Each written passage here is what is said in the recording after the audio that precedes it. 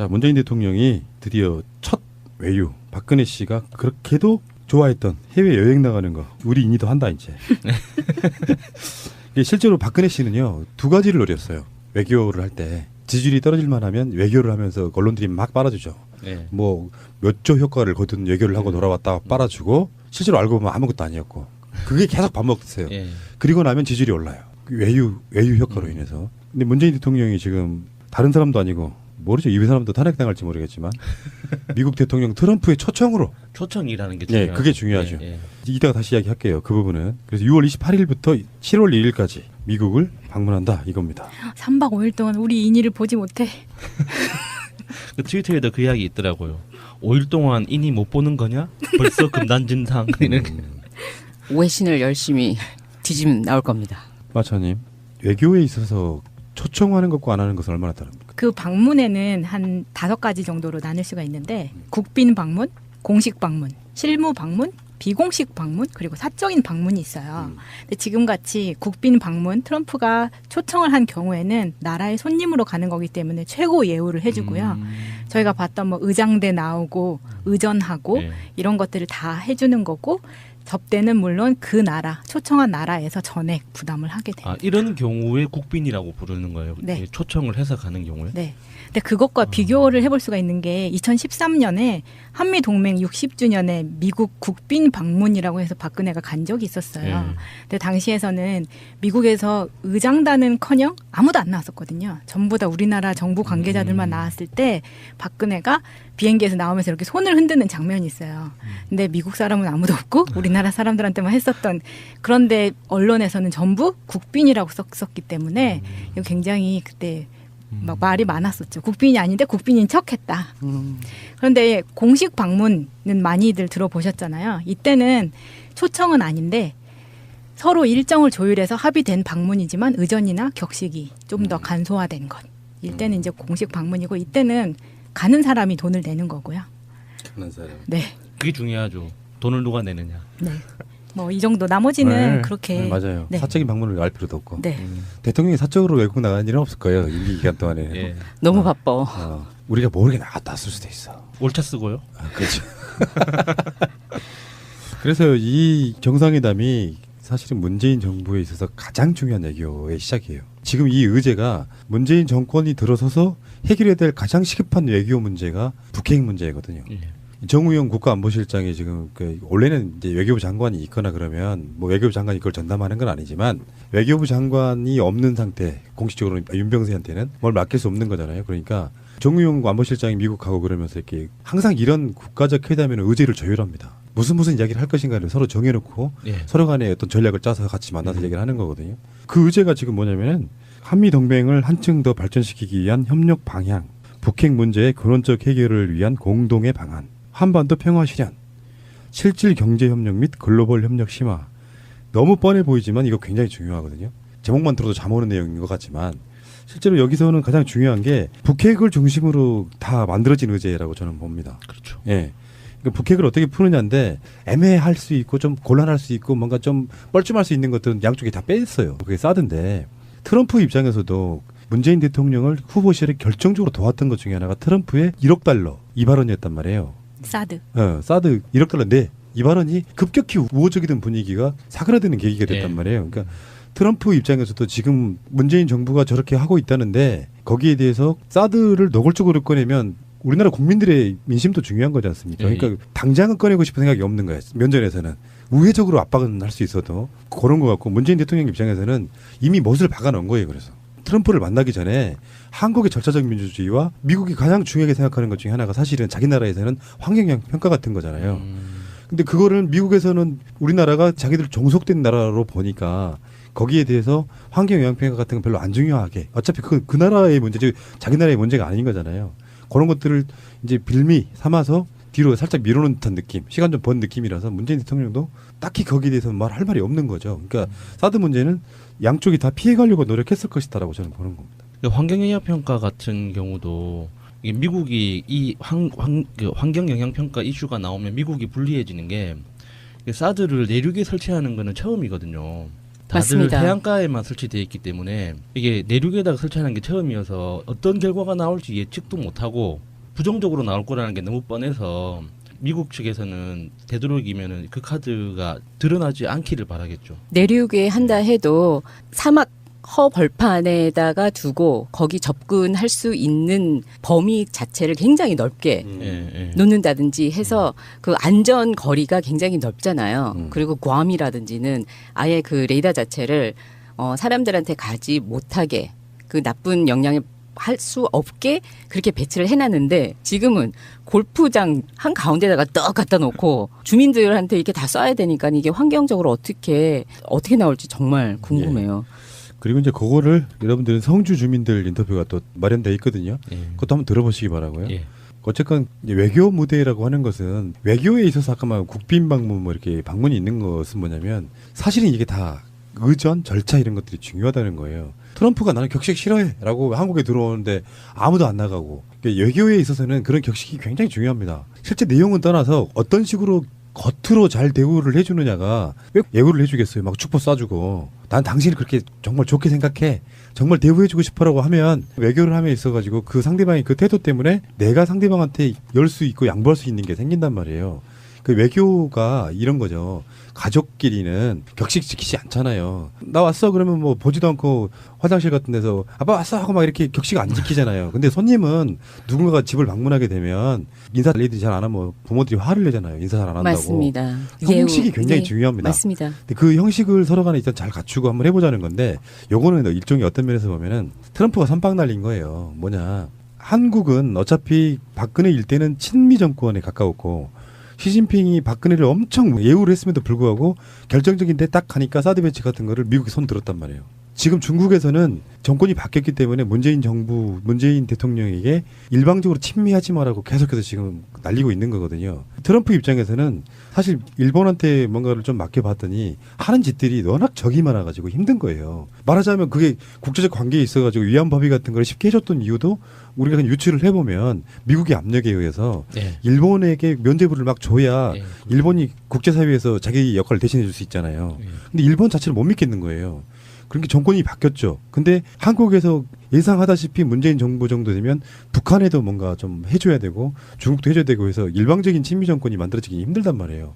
그러니까 가장 선빵 날려가지고 문재인 대통령을 사실은 모셔가는 거예요. 먼저 만난 사람 무시하기 힘들거든요. 맞습니다. 그런 측면이 분명히 있는 거예요. 그런데 어제였죠. 6월 14일 날에 오늘이라면 어제 우리 그 문재인 대통령이 한미 동맹의 상징인 용산 그 한미 연합 사령부를 방문하십니다. 거기에 가서 우리 동맹은 아직 탄탄하고 좋습니다. 함께 갑시다를 외치고 오셨어요. 그러니까 외교는 이미 시작했고 트럼프한테 이게 보고가 들어가고 거기서 서로 굉장히 좋고 웃으면서 사진도 찍고 거기에 대해서 우리는 대한민국은 미국인들이 있어서 이 정도로 평화가 있다. 라고를 벌써 여기 있는 의제들을 다 한 번씩 다 박아놓고 오셨어요. 그런데 그 트럼프의 개인적인 캐릭터를 보면 그냥 어떤 남자 대 남자로서 좀 사내다운 사람을 내가 딱 친하게 지낸다는 걸 보여주고 싶은 욕망도 있을 것 같아요. 그게 예. 조금 왜냐면 너무 달라 우리 문 근데 대통령하고. 트럼프가 네. 트럼프도 군사학교 출신이거든요. 네. 그러니까 뭐 군 근무한 적은 없지만 문제 어떤 알아서 거기로 이- 그 쫓겨간 이 거예요. 남성성에 대한 로망이 있을 거란 말이죠. 네. 그렇다고 이렇게 그 남자다운 사람으로 그 푸틴이랑 친하게 지내는 건 어색하잖아요. 지금 상황에서. 그러니까 그 특수부대 출신인 문재인 대통령을 딱 찍어서 나 이런 남자다운 사람이라는 거 보여주는 자기애를 폭발하는. 우리 여수님 국회에서 일한 거 맞아요? 이렇게 생각해 볼 수 있어요. 유머가 아니라 트럼프 같은 사람들이 훨씬 더 소녀스러울 수도 있어요. 그러니까 사실 실제로 가면은 여자 어린아이들이 전통적으로 갖고 놀았던 인형이 그 있었죠. 바비 인형 같은 거. 머리 벗겨주고 있을지도 몰라. 그건 아무도 모르는 거예요. 그냥 그 사람은 강한 사람이라고만 보는 건데 저번에 유럽 갔을 때 이 트럼프는 정말 태도가 나쁜 게 자기가 밀치고 들어갔던 정상은 정말 이름 없는 작은 나라였잖아요. 네.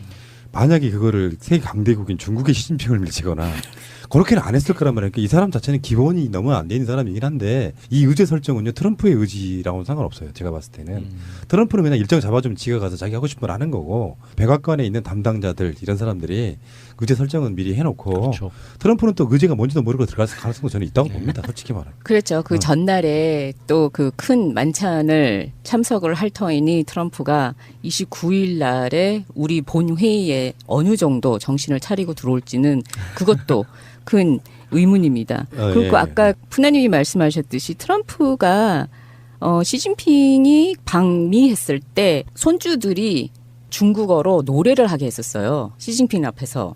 근데 굉장히 어색했고 분위기가 좀 안 좋았었대요. 그러니까 이거를 자기는 노력을 하려고 해. 어떻게 해서라도 이 그 포로업이라도 한번 하고 시진핑한테 굉장히 좋게 보이려고 중국을 굉장히 올려주기는 했는데 기본적으로 가지고 있는 정보라는 게 머리가 별로 차인 게 많이 없어서 많은 실수를 했다고 합니다. 자, 그러면은 저는 이제 일단은 제 생각인데 문재인 대통령이 이제 국내 정치는 정말 잘해서 막 인기도 막 상정가를 치고 있긴 한데 첫 외교 무대잖아요. 맞습니다. 처음으로 외국 나가는 거잖아요. 네. 그래서 저는 정말 기대가 되는데 우리 트위터리안들은 어떤 기대를 하고 계신지 트윗을 한번 소개해 주십시오. 다시 희망을 이라는 분이 깍! 드디어 미국 가신다. 제일 처음 가는 게 미국이다. 이 꼴보수더라. 그 후보 때 그 공격 많이 했잖아요. 대통령 되면은 어디를 제일 먼저 갈 거냐. 속으로는 북한 가라, 북한 가라, 북한 가라. 그렇게 깔아놓고 막 공격을 많이 했는데 봐라 꼴보수더라. 미국 간다. 이거는 현실적으로 그런 거였어요. 우리가 학교 다닐 때 정도의 연령대에서는 반미, 저도 약간 반미 성향이 좀 있어요. 우리 같은 사람들은 네. 태생적으로 네. 너무 정석되는 게 싫고 그걸 억누르는 미국이 싫고 그런 건데 대통령은 그거를 무시할 수는 없죠. 국제적 역학관계에서 네, 정치적 현실인데 네. 어쩔 수 없죠. 그 네. G2라고는 하지만 사실 미국의 영향력은 이제 원톱에 가깝고 굳이 상대를 갖다 붙이니 중국이지 예. 군사비 내문에서는 비교할 수가 좀 힘들어서 미국을 바로 무시하기는 좀 힘들고요. 맞서 싸워서 이길 수 없다면 그들을 이용하는 것이 훨씬 더 좋은 애교입니다. 행님의 트윗입니다. 속보 문재인 대통령 방미 경제 효과 900조 원. 이명박 G20, G20 450조 원인 2배 효과로 역대 최고 수익 예상이라고 올려주셨습니다. 동맹 다지며 신뢰 쌓기 초점이라는 그 기사도 링크해 주셨는데요. 보면은 다들 그 국제적으로 지금 증권 마켓이 굉장히 긍정적으로 보고 있고 어떻게 움직이는가 미국과 한국이 어떻게 움직이고 그 다이나믹으로 유럽이 어떻게 움직이고 유럽하고 미국 어떻게 움직이고에 대해서 정말 그 울림이 정말 많아요. 그래가지고 피크를 계속 치고 있거든요. 그래서 이것은 그냥 억측이 아닌 정말 좋은 효과가 있으리라고 경제학자들은 말을 하고 있습니다. 안영호님의 트윗입니다. 미국 정부가 정상회담을 할 때 회담 상대국의 정상이 자국민들로부터 얼만큼의 지지를 받고 있느냐에 따라 대접이 달라집니다. 문재인 대통령이 받는 국민 지지율은 대단히 높습니다. 이달 말 트럼프와의 회담에서 대한민국의 이익을 극대화하시기를 기원합니다. 이렇게 올려주셨는데 지금 미국 교포들은 벌써 많이들 들떠 있으신 것 같아요. 환영한다는 네. 이야기가 많더라고요. 우리 일을 실물로 볼 수 있어서 얼마나 좋을까. 이게 그런 거죠. 확실히 대통령 하나만 바뀌어도 희망이 달라져요. 우리는 박근혜가 미국 갈 때는 뭘 팔아먹으려고 가나 이런 생각이 드는데 문재인 대통령을 우리가 아는 입장에서는 그런 생각보다는 뭔가 우리 국익을 위해 잘 싸워줄 거야라는 믿음이 생기니까 같은 외국인 나가는 쓰는 출장비도 아깝지가 않은 심지어는 미국 돈으로 갔다 와.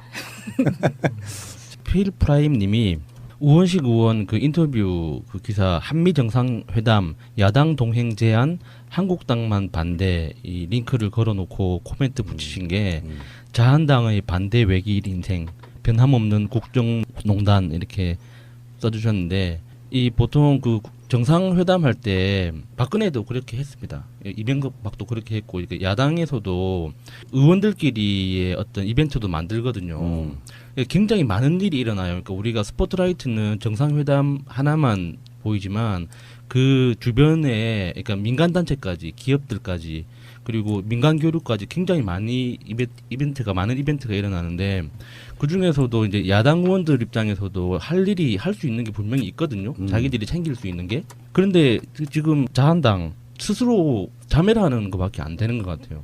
맞죠? 예. 예, 자기 뺨을 열심히 때리고 있는 맞아요. 그런 격인데 야당이 국정의 동반자라는 말은 서로 간에 협력 관계라는 게 일단 있어야지 반대를 위한 반대를 해버리면 어떻게 협력을 합니까? 미국에 니들 국회의원 또 같이 데리고 가서 같이 한번 해보자 이건데 그것도 예. 거절하고 있는 거잖아요. 예. 그런데 지금 연습을 열심히 하고 계시는 거라고 저는 뭐든지 다 긍정적이잖아요. 이니 하고 싶은 거 다 해님의 tweet입니다. 뉴스에 링크를 걸어 놓으시고 이런 멘트를 남기셨습니다. 질적으로 다른 두 사람 어떠려나 흐흐라고 올려주셨는데 맞습니다. 트럼프하고 문재인 대통령하고는 정말 질적으로 하고 그 분위기나 성격이나 정말 너무너무 다른데 여태까지 그 한 달 동안에 문재인 대통령이 보고 느끼고 지금 정말 힘들게 했던 우리 자한당의 태도를 딱 그만큼만 트럼프가 하겠다라고 생각하시고 가시면은 될 것 같아요. 나 돈 줘. 사드 내 거야. 내 거 원하면 돈 줘. FTA 싫어. 내 거 더 해줘. 라든지 그냥 막무가내 나오면은 그냥 허허허 웃으시면서 아, 네, 그러면은 지금 우리가 의제가 이건데요. 라고 잘 얼리고 달래고 하시잖아요. 눈 꺼벅꺼벅 하시면서. 알자지라 방송에서 이제 한국에 있는 특파원 연결해가지고 이렇게 하는 걸 한번 봤는데요. 재밌더라고요. 주로 어떤 내용이냐면은 제 생각엔 두 사람의 공통점은 별로 없는 것 같습니다. 성격이나 이념적인 면에서 그 둘은 매우 다른 사람들이죠. 문 대통령은 진중하고 신중한 꼼꼼한 정책가이죠. 오랫동안 유지해온 정책적 입장으로도 잘 알려졌고요. 반면에 도널드 트럼프는 정반대라고 할 수 있습니다. 그는 대담하면서 변덕이 심하고 무모한 정책 변경을 하는 경향이 있지요. 정말 솔직하게 말씀드리면 아마 문 대통령은 트럼프 대통령을 상스럽다고 생각할 거예요. 전 정말로 그들이 서로 싫어할 거라고 생각해요. 문 대통령이 한국 국민들에게 어떻게 어필할 수 있었나요? 라고 물어요. 이제 앵커가.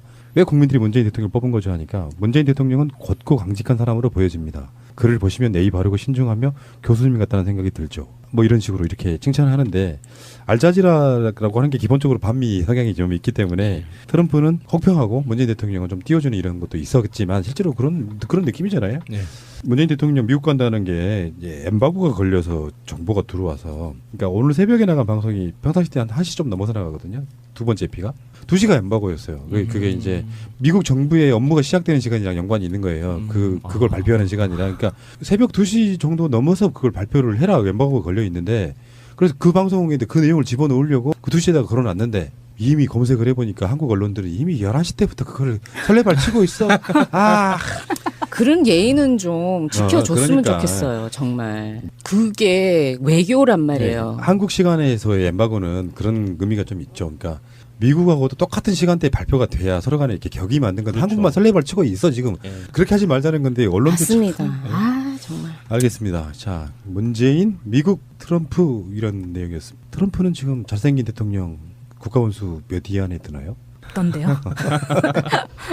전부 국빈이라고 썼기 때문에 이거 굉장히 그때 막 말이 많았었죠. 국빈이 아닌데 국빈인 척했다. 그런데 공식 방문은 많이들 들어보셨잖아요. 이때는 초청은 아닌데 서로 일정을 조율해서 합의된 방문이지만 의전이나 격식이 좀 더 간소화된 것. 이때는 이제 공식 방문이고 이때는 가는 사람이 돈을 내는 거고요. 가는 사람. 네, 그게 중요하죠. 돈을 누가 내느냐. 네. 뭐 이 정도 나머지는 네. 그렇게 네, 맞아요. 네. 사적인 방문을 알 필요도 없고. 네. 대통령이 사적으로 외국 나가는 일은 없을 거예요. 임기 기간 동안에. 예. 너무 바빠. 우리가 모르게 나갔다 왔을 수도 있어. 올차 쓰고요. 그렇죠. 그래서 이 정상회담이 사실은 문재인 정부에 있어서 가장 중요한 외교의 시작이에요. 지금 이 의제가 문재인 정권이 들어서서 해결해야 될 가장 시급한 외교 문제가 북핵 문제거든요. 예. 정우영 국가안보실장이 지금 원래는 이제 외교부 장관이 있거나 그러면 뭐 외교부 장관이 그걸 전담하는 건 아니지만 외교부 장관이 없는 상태 공식적으로 윤병세한테는 뭘 맡길 수 없는 거잖아요. 그러니까 정우영 안보실장이 미국하고 그러면서 이렇게 항상 이런 국가적 회담에는 의제를 조율합니다. 무슨 이야기를 할 것인가를 서로 정해놓고 예. 서로 간에 어떤 전략을 짜서 같이 만나서 얘기를 하는 거거든요. 그 의제가 지금 뭐냐면은 한미 동맹을 한층 더 발전시키기 위한 협력 방향, 북핵 문제의 근원적 해결을 위한 공동의 방안, 한반도 평화 실현, 실질 경제 협력 및 글로벌 협력 심화. 너무 뻔해 보이지만 이거 굉장히 중요하거든요. 제목만 들어도 잠 오는 내용인 것 같지만 실제로 여기서는 가장 중요한 게 북핵을 중심으로 다 만들어진 의제라고 저는 봅니다. 그렇죠. 예. 그러니까 북핵을 어떻게 푸느냐인데 애매할 수 있고 좀 곤란할 수 있고 뭔가 좀 뻘쭘할 수 있는 것들은 양쪽에 다 뺐어요. 그게 사드인데 트럼프 입장에서도 문재인 대통령을 후보 시절에 결정적으로 도왔던 것 중에 하나가 트럼프의 1억 달러 이 발언이었단 말이에요. 사드. 사드 1억 달러인데 이 발언은 이제 외교 무대라고 하는 것은 외교에 있어서 아까 말한 국빈 방문 뭐 이렇게 방문이 있는 것은 뭐냐면 사실은 이게 다 의전 절차 이런 것들이 중요하다는 거예요. 트럼프가 나는 격식 싫어해라고 한국에 들어오는데 아무도 안 나가고 그러니까 외교에 있어서는 그런 격식이 굉장히 중요합니다. 실제 내용은 떠나서 어떤 식으로 겉으로 잘 대우를 해주느냐가 왜 예우를 해주겠어요. 막 축복 쏴주고 난 당신을 그렇게 정말 좋게 생각해. 정말 대우해주고 싶어라고 하면 외교를 함에 있어가지고 그 상대방의 그 태도 때문에 내가 상대방한테 열 수 있고 양보할 수 있는 게 생긴단 말이에요. 그 외교가 이런 거죠. 가족끼리는 격식 지키지 않잖아요. 나 왔어 그러면 뭐 보지도 않고 화장실 같은 데서 아빠 왔어 하고 막 이렇게 격식 안 지키잖아요. 근데 손님은 누군가가 집을 방문하게 되면 인사 레이드 잘 안 하면 부모들이 화를 내잖아요. 인사 잘 안 한다고. 맞습니다. 형식이 굉장히 네, 중요합니다. 맞습니다. 근데 그 형식을 서로 간에 일단 잘 갖추고 한번 해보자는 건데 요거는 일종의 어떤 면에서 보면은 트럼프가 선빵 날린 거예요. 뭐냐. 한국은 어차피 박근혜 일대는 친미 정권에 가까웠고 시진핑이 박근혜를 엄청 예우를 했음에도 불구하고 결정적인 데 딱 가니까 사드 배치 같은 거를 미국이 손 들었단 말이에요. 지금 중국에서는 정권이 바뀌었기 때문에 문재인 정부, 문재인 대통령에게 일방적으로 친미하지 마라고 계속해서 지금 날리고 있는 거거든요. 트럼프 입장에서는 사실 일본한테 뭔가를 좀 맡겨봤더니 하는 짓들이 워낙 적이 많아가지고 힘든 거예요. 말하자면 그게 국제적 관계에 있어가지고 위안법의 같은 걸 쉽게 해줬던 이유도 우리가 그냥 유추를 해보면 미국의 압력에 의해서 네. 일본에게 면죄부를 막 줘야 네. 일본이 국제사회에서 자기 역할을 대신해 줄 수 있잖아요. 네. 근데 일본 자체를 못 믿겠는 거예요. 그러니까 정권이 바뀌었죠. 근데 한국에서 예상하다시피 문재인 정부 정도 되면 북한에도 뭔가 좀 해줘야 되고 중국도 해줘야 되고 해서 일방적인 친미 정권이 만들어지기 힘들단 말이에요. 그러니까 가장 선빵 날려가지고 문재인 대통령을 사실은 모셔가는 거예요. 먼저 만난 사람 무시하기 힘들거든요. 맞습니다. 그런 측면이. 자, 문재인 대통령이 드디어 첫 외유 박근혜 씨가 그렇게도 좋아했던 해외 여행 나가는 거 우리 인이도 한다 이제. 실제로 박근혜 씨는요 2가지를 노렸어요. 외교를 할 때 지지율이 떨어질만 하면 외교를 하면서 언론들이 막 빨아주죠. 네. 뭐 몇 조 효과를 거둔 외교를 하고 돌아왔다 빨아주고 실제로 알고 보면 아무것도 아니었고 그게 계속 반복됐어요. 예. 그리고 나면 지지율이 올라요. 그 외유 효과로 인해서. 근데 문재인 대통령이 지금 다른 사람도 아니고 모르죠. 이 사람도 탄핵당할지 모르겠지만 미국 대통령 트럼프의 초청으로 초청이라는 게 예, 중요하죠. 그게 중요하죠. 예, 예. 이따가 다시 이야기할게요. 그 부분은. 그래서 6월 28일부터 7월 1일까지 미국을 방문한다 이겁니다. 3박 5일 동안 우리 인이를 보지 못해. 그 트위터에도 그 이야기 있더라고요. 5일 동안 인이 못 보는 거냐? 벌써 금단진상. 이렇게. 외신을 열심히 뒤지면 나올 겁니다. 마차님 외교에 있어서 초청하는 것과 안 하는 것은 얼마나 다릅니까? 그 방문에는 한 5가지 정도로 나눌 수가 있는데 국빈 방문, 공식 방문, 실무 방문, 비공식 방문 그리고 사적인 방문이 있어요. 근데 지금같이 국빈 방문 트럼프가 초청을 한 경우에는 나라의 손님으로 가는 거기 때문에 최고 예우를 해주고요. 저희가 봤던 뭐 의장대 나오고 의전하고 네. 이런 것들을 다 해주는 거고 접대는 물론 그 나라 초청한 나라에서 전액 부담을 하게 됩니다. 아, 이런 경우에 국빈이라고 부르는 거예요. 네. 초청을 해서 가는 경우에. 네. 근데 그것과 비교를 해볼 수가 있는 게 2013년에 한미 동맹 60주년에 미국 국빈 방문이라고 해서 박근혜가 간 적이 있었어요. 네. 근데 당시에서는 미국에서 의장단은커녕 아무도 안 나왔었거든요. 전부 다 우리나라 정부 관계자들만 나왔을 때 박근혜가 비행기에서 나오면서 이렇게 손을 흔드는 장면이 있어요. 근데 미국 사람은 아무도 없고 우리나라 사람들한테만 했었던 그런데 언론에서는 전부 분명히 있는 거예요. 그런데 어제였죠. 6월 14일 날에 오늘이라면 어제 우리 그 문재인 대통령이 한미 동맹의 상징인 용산 그 한미 연합 사령부를 방문하십니다. 거기에 가서 우리 동맹은 아직 탄탄하고 좋습니다. 함께 갑시다를 외치고 오셨어요. 그러니까 외교는 이미 시작했고 트럼프한테 이게 보고가 들어가고 거기서 서로 굉장히 좋고 웃으면서 사진도 찍고 거기에 대해서 우리는 대한민국은 미국인들이 있어서 이 정도로 평화가 있다라고를 벌써 여기 있는 의제들을 다 한 번씩 다 박아놓고 오셨어요. 그런데 그 트럼프의 개인적인 캐릭터를 보면 그냥 어떤 남자 대 남자로서 좀 사내다운 사람을 내가 딱 친하게 지낸다는 걸 보여주고 싶은 욕망도 있을 것 같아요. 그게 예. 조금 왜냐면 너무 달라 우리 문 근데 대통령하고. 트럼프가 네. 트럼프도 군사학교 출신이거든요. 네. 그러니까 뭐 군 근무한 적은 없지만 문제 어떤 알아서 거기로 이- 그 쫓겨간 이 거예요. 남성성에 대한 로망이 있을 거란 말이죠. 네. 그렇다고 이렇게 그 남자다운 사람으로 그 푸틴이랑 친하게 지내는 건 어색하잖아요. 지금 상황에서. 그러니까 그 특수부대 출신인 문재인 대통령을 딱 찍어서 나 이런 남자다운 사람이라는 거 보여주는 자기애를 폭발하는. 우리 여수님 국회에서 일한 거 맞아요? 이렇게 생각해 볼 수 있어요. 유머가 아니라 트럼프 같은 사람들이 훨씬 더 소녀스러울 수도 있어요. 그러니까 사실 실제로 가면은 여자 어린아이들이 전통적으로 갖고 놀았던 인형이 그 있었죠. 바비 인형 같은 거. 머리 벗겨주고 있을지도 몰라. 그건 아무도 모르는 거예요. 그냥 그 사람은 강한 사람이라고만 보는 건데 저번에 유럽 갔을 때 이 트럼프는 정말 태도가 나쁜 게 자기가 밀치고 들어갔던 정상은 정말 이름 없는 작은 나라였잖아요. 네. 만약에 그거를 세계 강대국인 중국의 시진핑을 밀치거나 그렇게는 안 했을 거란 말이에요. 그러니까 이 사람 자체는 기본이 너무 안 돼 있는 사람이긴 한데 급격히 우호적이던 분위기가 사그라드는 계기가 됐단 예. 말이에요. 그러니까 트럼프 입장에서도 지금 문재인 정부가 저렇게 하고 있다는데 거기에 대해서 사드를 노골적으로 꺼내면 우리나라 국민들의 민심도 중요한 거지 않습니까? 예. 그러니까 당장은 꺼내고 싶은 생각이 없는 거예요. 면전에서는. 우회적으로 압박은 할 수 있어도 그런 것 같고 문재인 대통령 입장에서는 이미 못을 박아놓은 거예요. 그래서 트럼프를 만나기 전에 한국의 절차적 민주주의와 미국이 가장 중요하게 생각하는 것 중에 하나가 사실은 자기 나라에서는 환경영향 평가 같은 거잖아요.